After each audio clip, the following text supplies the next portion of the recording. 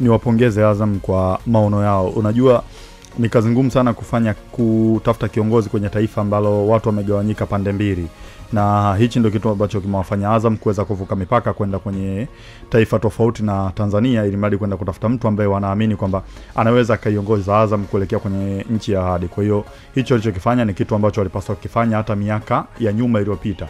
Ili mradi kuijenga timu bora, lazima utafute kiongozi ambaye hana vinasaba vya hivi virabu ambavyo tunavifahamu hapa Tanzania.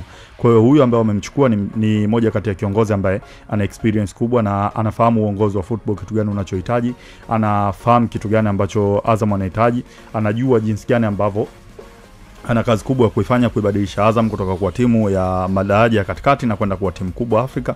Kwa hiyo mimi naamini anaweza kwenda kufanya vizuri kama atapata ushirikiano kutoka ndani ya uongozi, lakini hichi ni kitu ambacho wamekifanya leo, lakini walipaswa kukifanya miaka iliyopita nyuma, kwa sababu tu wanafahamu uhalisia wa nchi ya Tanzania. Kuwa na kiongozi ambaye anatoka ndani ya Tanzania, tayari atakuwa na vinasaba vya virabu ambavyo vipo katika ardhi ya Tanzania. Ni ngumu huyu kiongozi kuwa na malengo makubwa ya kuweza kufikisha wewe katika nchi ya ahadi, lakini kwa huyu ambaye wamemchagua, ndio nawapongeza kwenye hilo. Sawa.